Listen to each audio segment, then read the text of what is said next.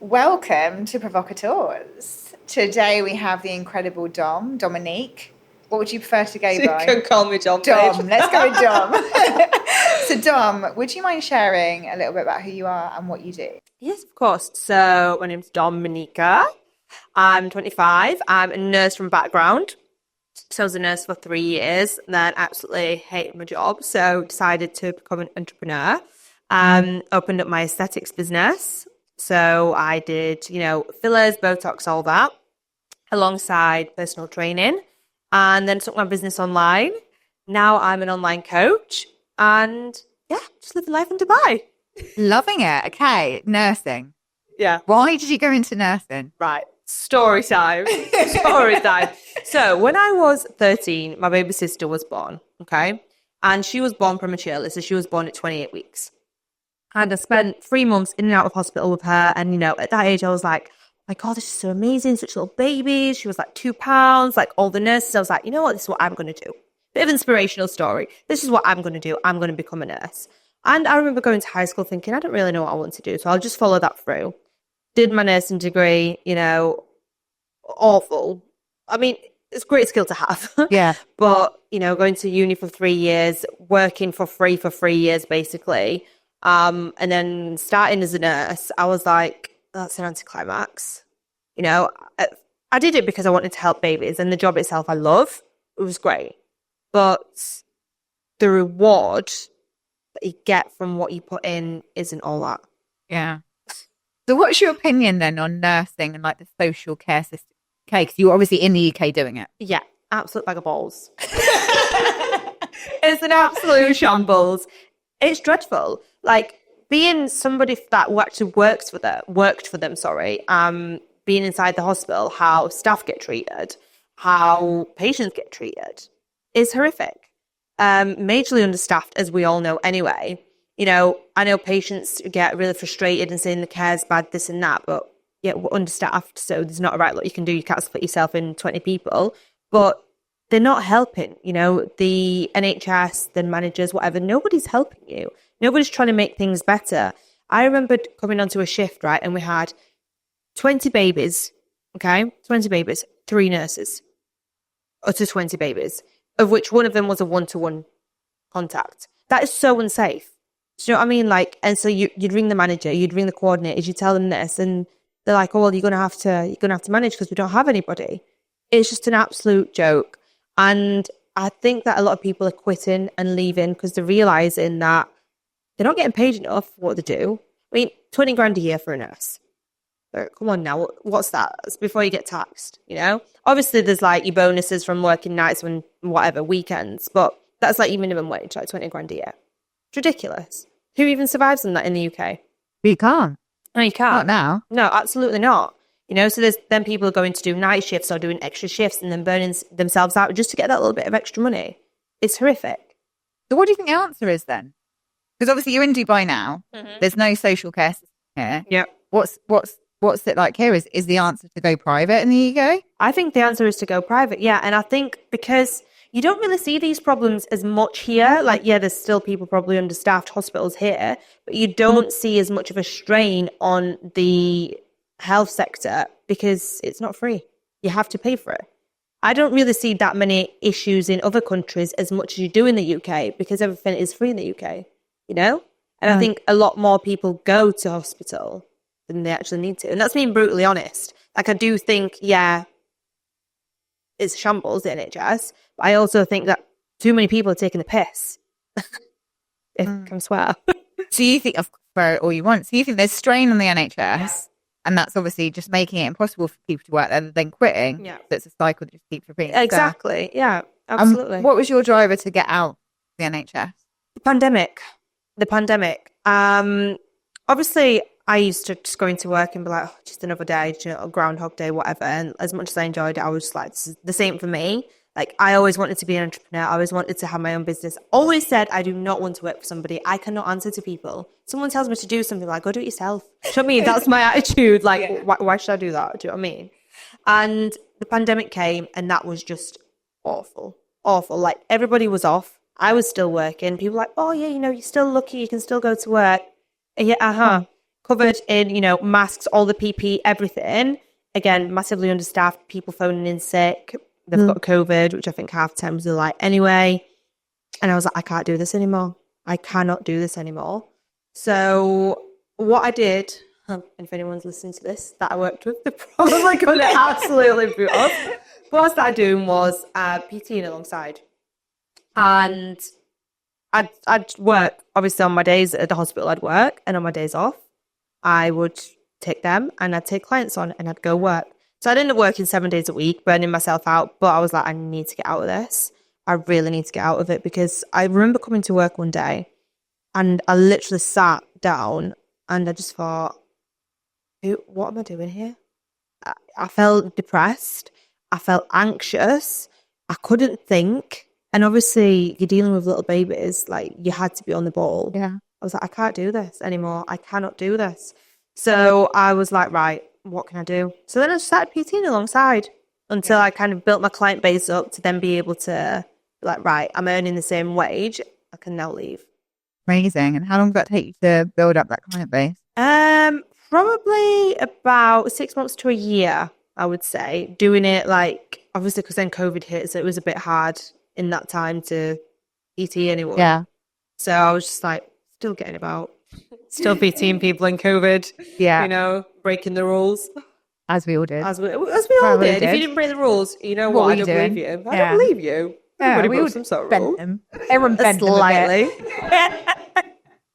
That's so awesome. I think you made such a good point there. Like, I know my sister's a teacher, so she's in, like, not social care, but similar kind of sector, right? She can't come back to the UK. No. She's taught in China, and now she's teaching in Budapest. You just can't take that step back. No. And it's like, she was explaining to me the money that she's making there, the kind of the rental market, like the sort of life she's able to live, travel at the same time. Why would you come back to the UK? And I mean, look, nursing's always there for me if I want it. Right. You know, I still have to do things to kind of keep my hours up. So what I do is I do it through aesthetics. You know, I'll see aesthetic clients, do fillers, Botox. That's still classed towards my nursing hours. But yeah, I would never want to lose that qualification, because I feel like it enables me to do a lot. I'm a nurse prescriber as well. So I write prescriptions for people for Botox. So again, that's just another source of income. So another little business venture. But like I say, it is what kind of got me to where I am now, because it gives me credibility as well. You know, people come to me with coaching with nutrition because I am a nurse, so they trust me a little bit more than they would just a normal PT. So I believe that every path leads to another path for a reason. Agreed. Yeah. So you're saying the nursing has been good for you. It has. And you're still using it somehow. I'm still using it, but the actual NHS and actually working as a nurse, it ain't for me. Yeah. It's just not for me. Not for you. No. Let's go to Botox. And so you're 25. Yeah. What do you think about young people let's say under 30, having aesthetics and filler, Botox? Do it. If it makes you happy, do it.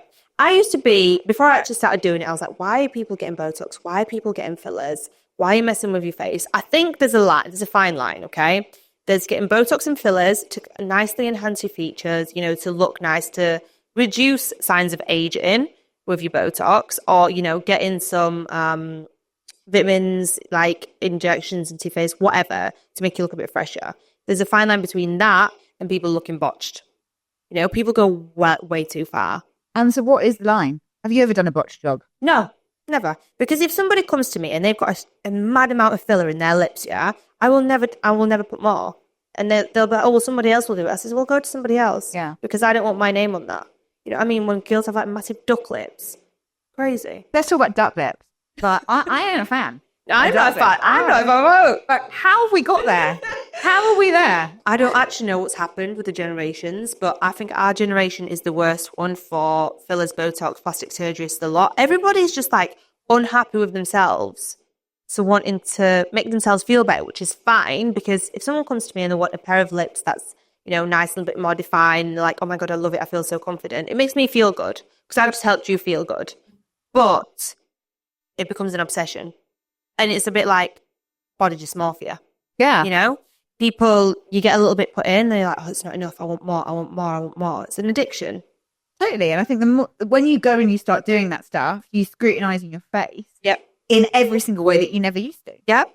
So, okay, let me talk about some of my personal experience. I was an anorexic. I had anorexia when I was 16 to 18. And in my early 20s, decided to get my boobs done. Mm-hmm. And in my early 20s, I became fixated on stuff like Botox. I stopped for some time once I had developed a more healthy relationship with myself. But I look back, and I think the practitioners that treated me in that time, should they or shouldn't they have? Yeah. Because I was clinically not well. I mean, you are meant to fill out, obviously, questionnaires, consent forms to say about body dysmorphia and about body image. Every client is meant to do that. Like when you do your training, they always say that. And if somebody shows signs of body image problems, body dysmorphia, you aren't meant to treat them. But what's the line? How? Because you're not a trained... No, we're not psychologist. Who's a trained psychologist? No, I know. So do you think that actually works? Because I would put on the top of my form anorexia. And it would have been like 2 years before. They wouldn't even looked at it. They want your money. Yeah, of course they want your money. If you go to the certain people, they just want your money, of course, absolutely. I remember I had one amazing woman, and this was, like I said, mid-20s, getting filler in my face, mid-20s, and she turned me away. She said to me, you don't need a thing. She'd go home. Yeah. And I will always remember that woman, and I was like, I'm so grateful for her, because she was real. I couldn't see what my face looked like, but she ensured that the reality, I didn't need it. No. And she would say, I'm not taking your money. But I've done the same with clients before. Yeah, absolutely. A girl came to me, and I'm telling you, her lips were perfect. Like, she didn't need any more. She went, I want 1.5 million. Not even a mil. 1.5 million. I went, first of all, I'm not putting more than 1 million. Second of all, you don't need it. Yeah. So I'm not going to do it. But do you think the more we keep on doing this, the more we keep putting the little tweak in our face, the little, jibs and jabs here, just a fine line, we're creating that environment for the younger generation? They feel like they have to do it. 100%. You see really young people like of age of 16, I don't know where they're going for it doing, but they will get fillers. And I'm just like, first of all, who's treating you? Who's doing this? And it is creating that image that we should look a certain way. But on the other hand, I know a lot of people who have had fillers, Botox, and everything, and then they've had it all dissolved and gone fully back natural. So I think there's a balance there, but we are in a generation where it's getting worse and worse and worse. What's the answer then, Dom? How do we create a better world for future women? I don't know. I think it's scary because I think it will get worse. I think there'll be things getting introduced that will potentially be way bigger than filler and Botox ever. But you know what scares me? Say you meet a guy here and he's like, oh my God, you're this beautiful person. He doesn't know you've had all this work done. Yeah. You have a kid together and that kid is ugly. You'll be blaming him poor self. You'll be like, that's my fault because she's beautiful. Nah, mate, she's not beautiful.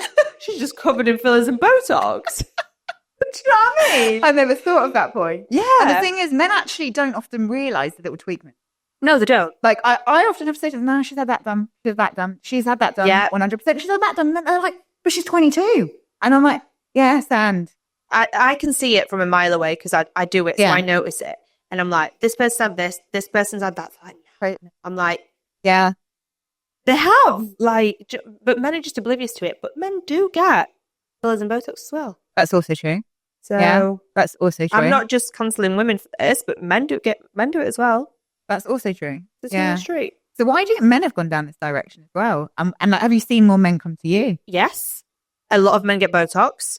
A lot of men get Botox. Fillers as well. You see guys with lip filler, absolutely. And I think it's because we live in a day and age where we're about perfection.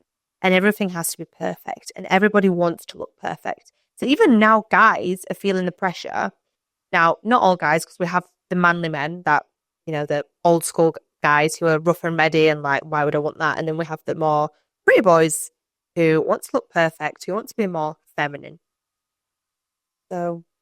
really know why this is happening. I have no answer for that. Okay, so what about, so you are also a fitness and PT, online coach. Yep.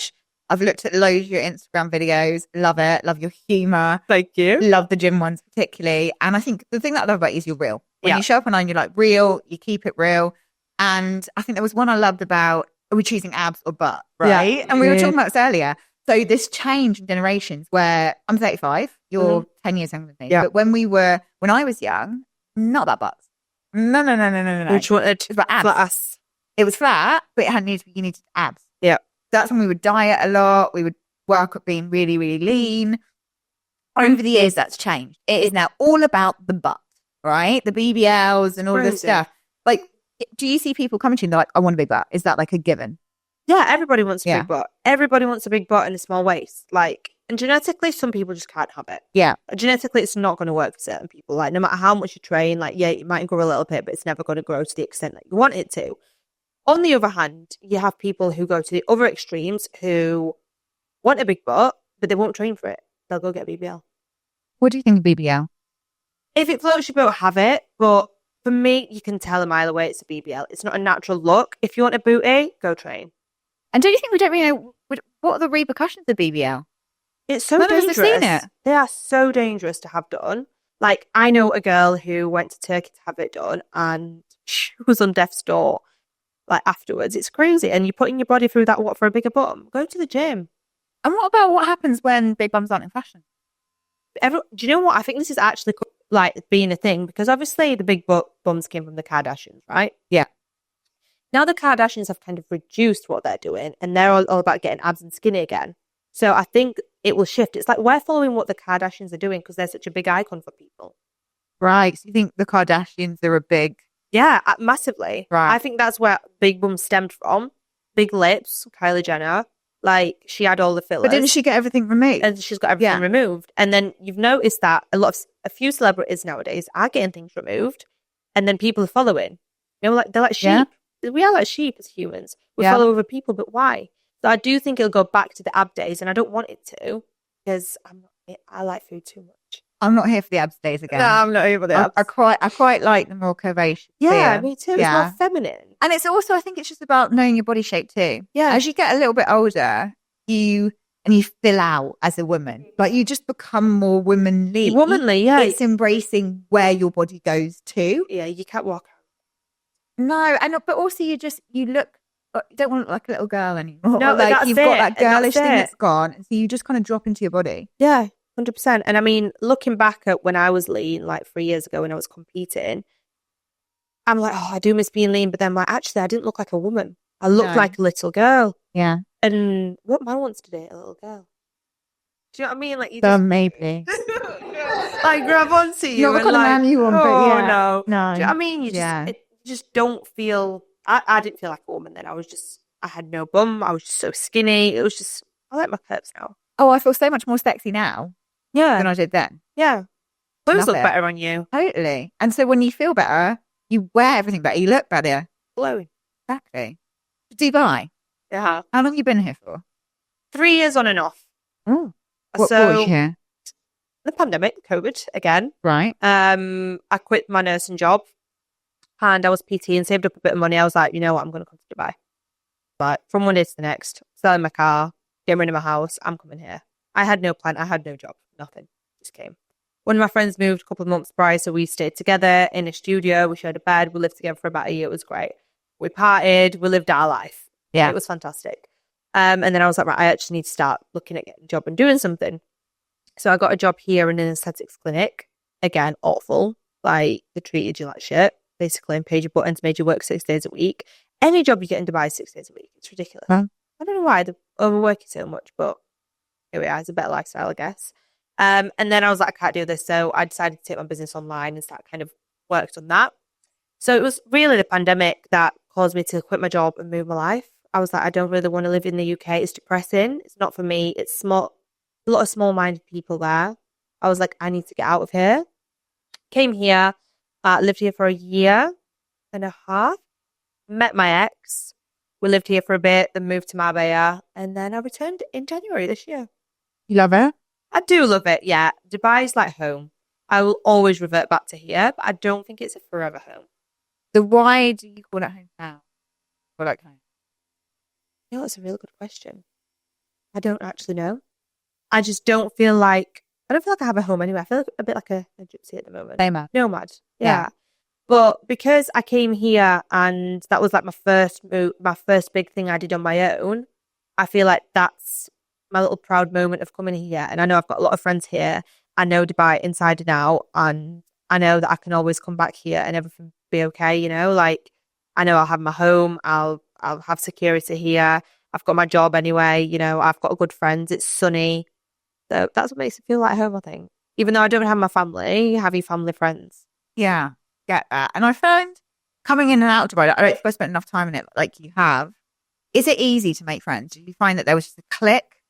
So easy to make friends. I mean, it's full of people from all over the world. So it's nice. It's very multicultural, you know. No matter where you go, you're going to meet somebody. Like you'll speak. I'm a quite sociable person. You're a quite social person. Speak to anybody. Yeah. And people are friendly. People are really, really friendly. So it's very easy to make new friends. But whether they're real friends, that's another story. Time can only tell. Time can only tell. And I mean, I found out for myself, I've met some really toxic people here, really fake people.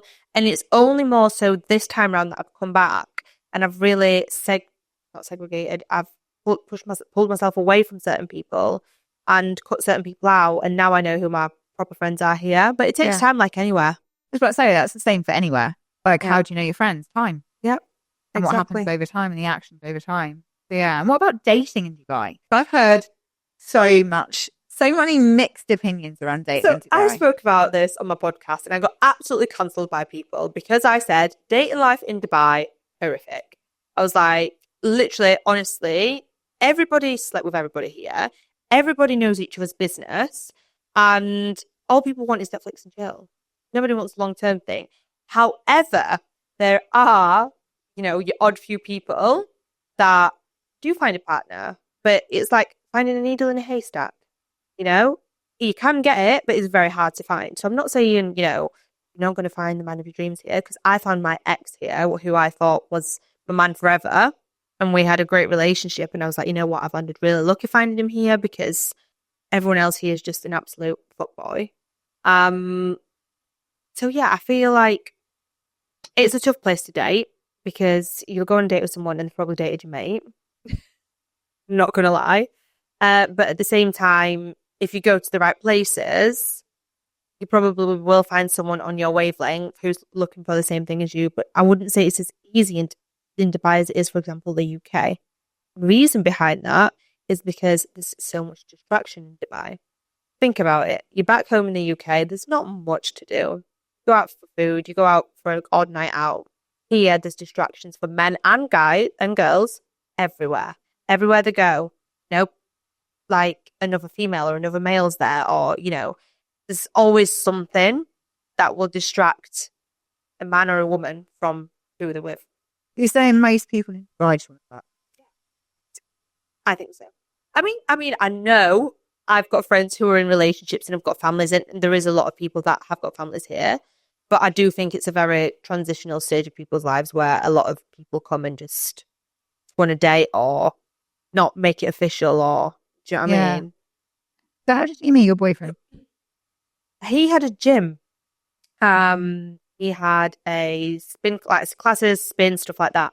And my friend was like, "Oh, why don't we go here? They've got a free class on today." And I was like, "I hate it. Like, I really don't want to go." She's like, "Oh, come on, we're going to brunch later. Let's go." I was like, "Fine." So he walks in. There's this guy at the front. Oh, he's all right looking, isn't he? Anyway, the only bike that was free was the one smack bang in front of him. I was like, Handy. Amazing. I'm going to look like a drowned rat. I hate spin. Anyway, come out of the class and I was wet through. He goes, "Anyone that's new, come upstairs for a free protein shake." Knowing full well that me and my friends are the only new ones, right? And he tells this tactical strategy. Yeah, he tells this story. He tells this story. So he comes up and he gets us a protein shake, just me and her chatting away. And then from there, we just got talking. Then we got chatting on Instagram, and then we went out for shisha, and we were just like really bouncing off each other. I was actually meant to work for him, like actually coach under him. He was like, "Oh, you're a fitness coach." I was like, yeah. He was like, "Why don't you work in the gym and do a bit of work for me?" And I was like, "Yeah, okay." So we had a business meeting.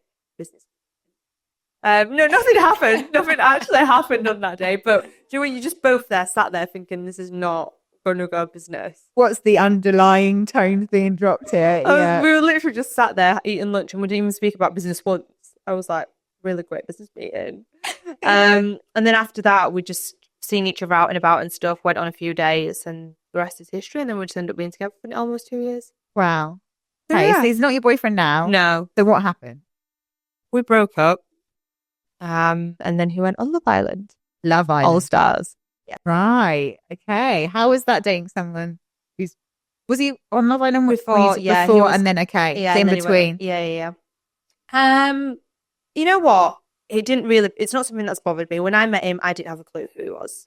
To me, it was just Anton. He wasn't this big celebrity because, like I said, I didn't know who he was. I remember getting his Instagram. I was like, why has he got 1 million followers? Like, who is this guy? I was like, who is he? So I'm asking my friends, like, a gem, million followers. Literally, yeah, I was like, who is this? It's this guy. So then I found out and I was like, all right, okay. I was like, it's probably a bit of a dick. He isn't. Like, he was the nicest person ever, like really down to earth. So yeah, we got on like a house on fire. And when we were dating, obviously we were here. So you're away from the UK, whereas Love Island's really big in the UK. So if it was in the UK, it would have been a bit different. But being here, just like a normal life most of the time, just like being with a normal person. Every now and again, we'd go out and people were like, oh, it's Anton, can we have a picture? Obviously, they come to me, can you take a picture? Do I look like his photographer? I was like, I'm his girlfriend. Yeah, I cook, I clean. Yes, I do his videos, whatever. I'm not his personal photographer. Do you know what I mean? I was like, no. Like, I would take the picture, but my face would say it all, and he'd be like, one now. But I remember sitting one time at Asia in Dubai, and this couple came up to us. They're like, oh, Anton, like we watched your series of Love Island, whatever. Can we get a picture? And me being me, like knowing they're going to ask me to take a picture, and give me phone. No. Can you get in the picture as well? And we'll get the waiter to take it. And I was like, oh, that's so nice. And it actually felt nice to be acknowledged by people. You sometimes feel like you're a little bit in their shadow. Do you know what I mean? So that was fine, like that side of things. And then, we'd go when we went to Marbella, who, again, people were a bit like, oh my God, it's Anton. Oh my God, it's Anton. Like, girls looking at him and like whispering. And I'm like, just Anton. Like, I never knew the big deal. Do you know what I mean? To me, it was just my boyfriend and I loved him to bits. To me, it was just Anton. But to other people, it's like, why is that? Yeah. It's just weird. And that must have been a really unusual experience. Yeah. Yeah. But actually, for me, like day to day was just our normal life, living like normal people. Like I never thought about it any other way than And that. did you watch Love Island when you went back on it? No. When you went on the recent one? Yeah. No, I didn't watch it. I thought it would have been way too much for me to watch. But from what I seen on social media, which was enough because it was plastered everywhere, I may as well have watched it because I've seen a lot. And how was that for you? Awful. It was probably one of the toughest things I've had to go through in life. I know that sounds really dramatic, but being with somebody and then, going for a breakup and then seeing them with somebody else on TV and seeing them kiss other people and seeing all that, it was really heartbreaking. Like, you split with an ex, you don't see them, you don't hear from them, you don't know what they get up to.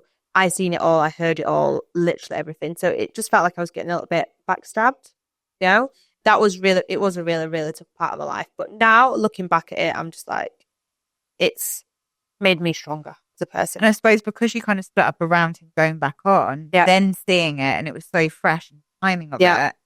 Yeah, what did that, like, how did you bounce back from that? Because I'm sure there were listeners who were listening and they're going, I've gone through an awful breakup, never to see that stuff like you said, but like, how did you take back hold of your life and yourself and what that looked like? I had to literally just go through the emotions because you can easily just ignore them and distract yourself and, go out or drink or do whatever. And I could have done that, but I didn't. I focused on myself and my health and improving myself in my business. I knew I needed a focus because if I didn't, I would literally spiral and I'd cry. Like, I'd be in a really dark place. And don't get me wrong, I sat there and I cried almost every day. I had raging anxiety half the time. But when I felt that way, I was like, right, Dom, allow yourself to feel those feelings and then let them go and do something to make yourself feel better, And I made sure that I'm quite spiritual. So I focused on my meditation and on signs, hence why the new 1111 tattoo, because it was something that I would see every day. Every single day on the dot, I would see 1111. And that would kind of change how I felt straight away. I'd be like, oh, things are getting better. You need to have hope and belief. And you need to have something to focus on to get you through a breakup. And the worst thing somebody can do is to go get under someone, to get over someone. Because that you're just masking your emotions of how you're feeling and it will catch up with you at some point. So you've really been with that process? Yeah, I really followed it through and it's what we're now going into May and we'd split up back end of last year. So it's took me this long to start to feel better. And I still have days where I miss him and I still feel really, really sad. But I'm in a much better place. Well done. Thank you. And how has that impacted, because you work a lot with women. Yeah. Has that experience impacted how you coach people, how you work with people, maybe even how you look at their physical bodies as well? Yeah. So what you mean when I was going through the breakup? Yeah. And just like now, like the work you do with people now. So I started my podcast for that reason, because we broke up and I felt like I needed purpose and I wanted to help other people as well, you know, and I wanted to speak up and so other people can resonate. So I feel like I help women and other people through that. Another reason is my clients always said to me, you should start a podcast because you'd inspire a lot of people. So I did that. Now, obviously going through the breakup and going through the hardship, I can now kind of relate to how other people feel as well and give my advice and my side of the story of what they could do to kind of make themselves feel better, you know? In terms of my work, I felt like I got affected a little bit. You know, I'd like to say that I don't show my clients how I feel, but they could sense it. They would message me saying, Dom, are you okay? You're not your bubbly self. Like, they're sending voice notes or I'll have calls like, you're not your bubbly self. Is everything okay? And obviously, I couldn't really tell them what was happening at the time until Love Island was on and everything was happening. I knew about what was going on. And I was just like, yeah, I'm okay. And then, you know, what was nice, I'm completely deviating off topic there, but what was nice was that my client said to me, look, you're always our angel. You're always looking out for us. Let us look out for you. You know, like, don't be so hard on yourself. Let us check in on you, make sure you're okay. So, you know, I was doing my check-ins with my clients and then checking back with me. Epic. I'm good, but how are you? Are you okay? Epic. And I think it's when we go through those experiences in business, I've always lived by the principle of how real can be. Yeah. So last year, I lost my sister. So she was 31. Really just young. birthed my nephew. He was 6 months at the time. And it was a very quick journey with cancer. Yeah. Company that I lead, you know, there's 20 women in the office and we serve like thousands with jobs and temporary work. There's hundreds of clients as well. You can't escape from your life in those moments. What do? Do you bury yourself and say, I need time out? Mm-hmm. Is that even an option for you as a small business? Like, do you have that option? Probably not. Absolutely not. What are you going to do for income and to keep things moving forward? So how you show up, it was like yourself, I had to rely on the support of others a lot of the time and allow myself to. Because I think sometimes as business leaders or business owners, you put yourself in this place where you're the one who's got to give. Yep. You've got to help them. You've got to have all the answers. Yeah. And who's going to give me answers? Yeah.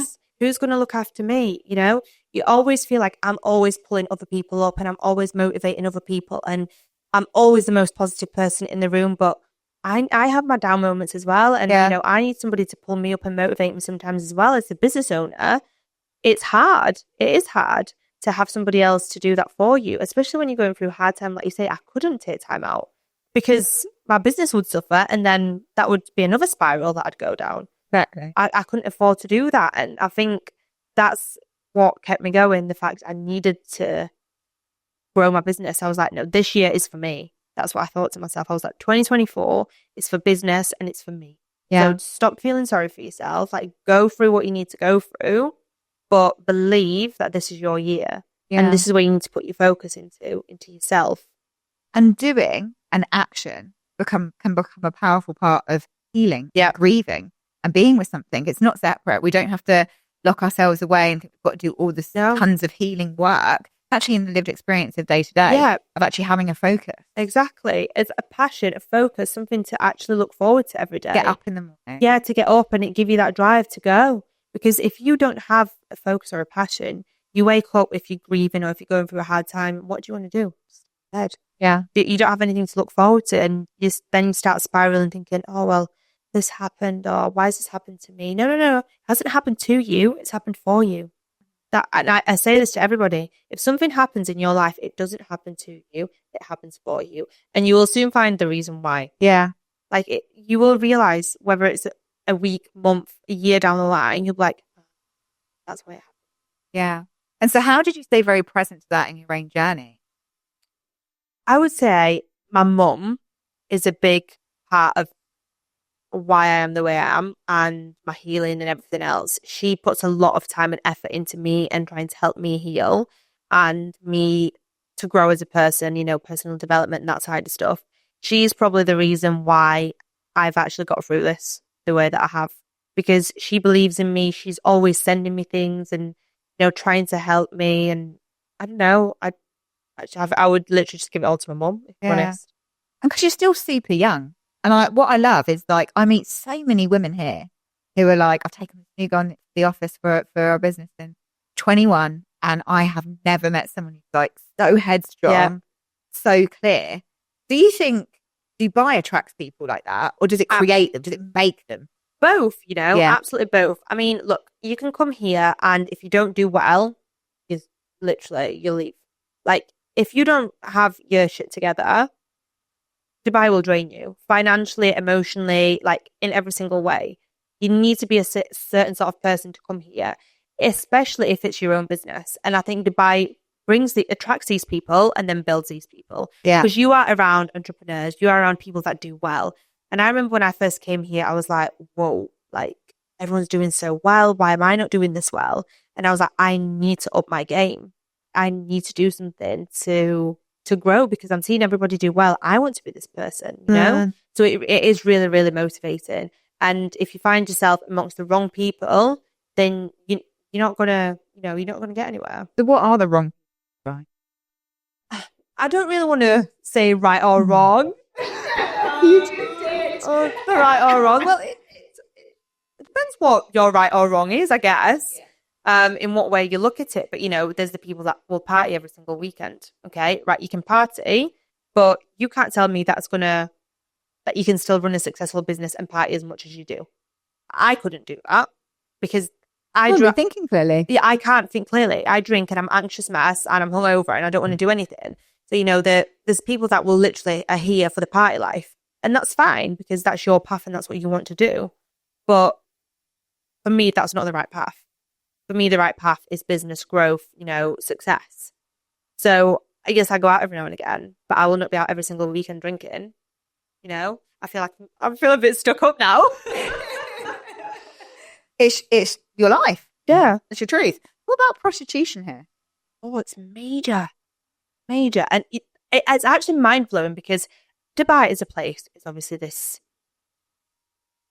women are different to men. Like, we don't have power, like men have the power, women have to be covered up very, that way, yeah? Go to the mall, cover your shoulders. You would not think there would be as much as there is.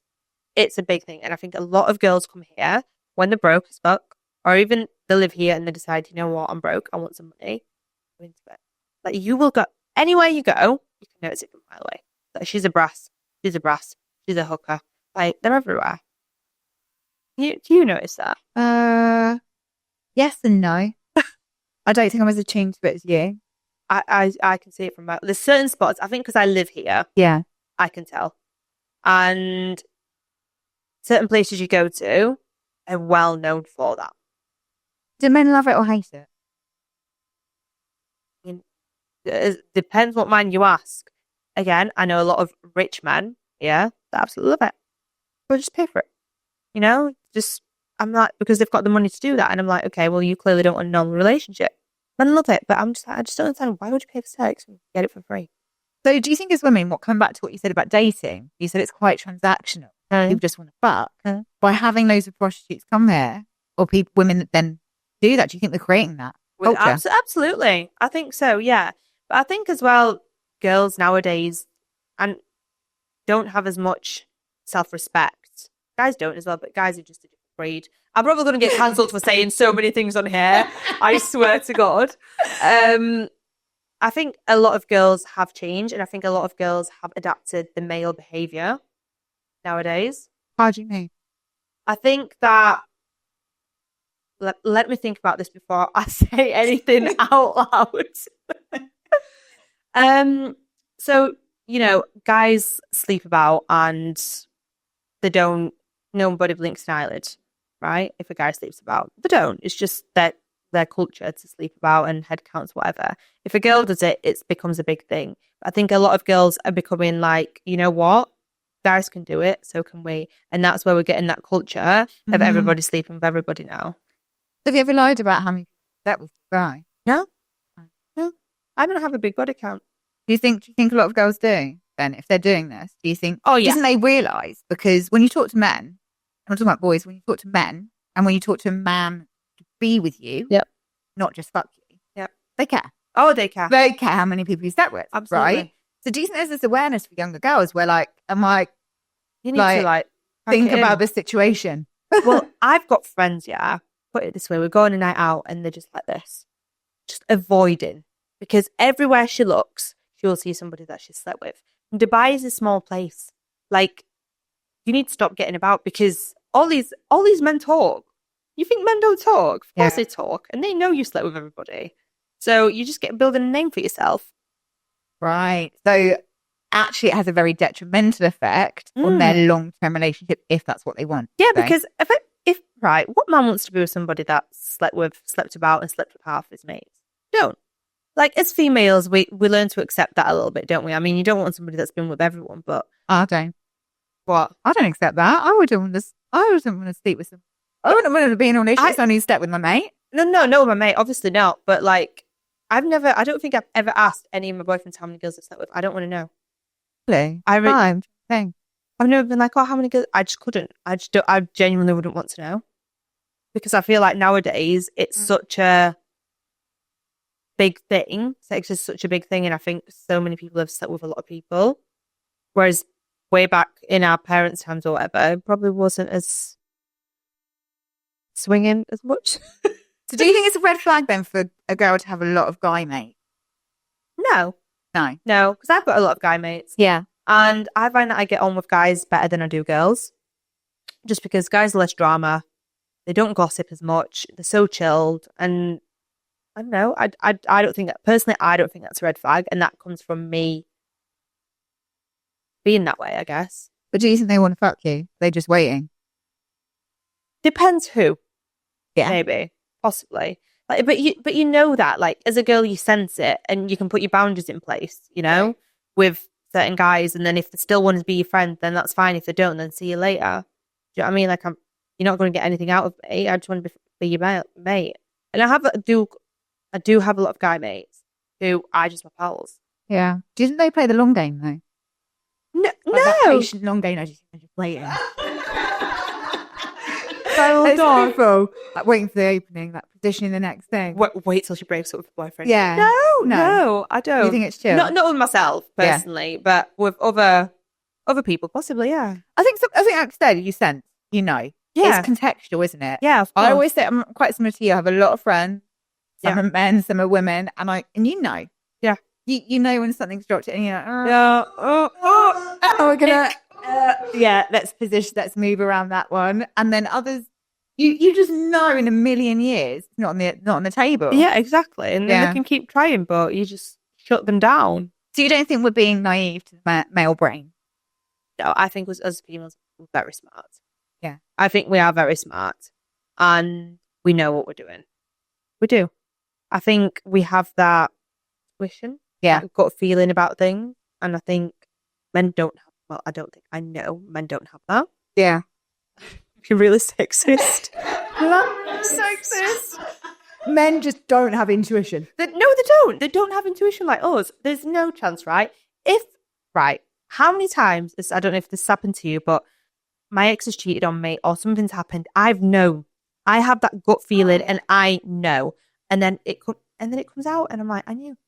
Yeah, and I think it's interesting because what is intuition? It's a sense. I think sometimes we blow up intuition, actually, for men, and we say it's the gospel of. Mm-hmm. What's intuition built on? I think intuition is your mind and your gut connection. Yeah, so it's experience. Yeah. Right, so can you have intuition about what's going to happen in the war? I mean, who's going to win? What's going to happen? Who's going to blow someone up? Like, tell me, can you?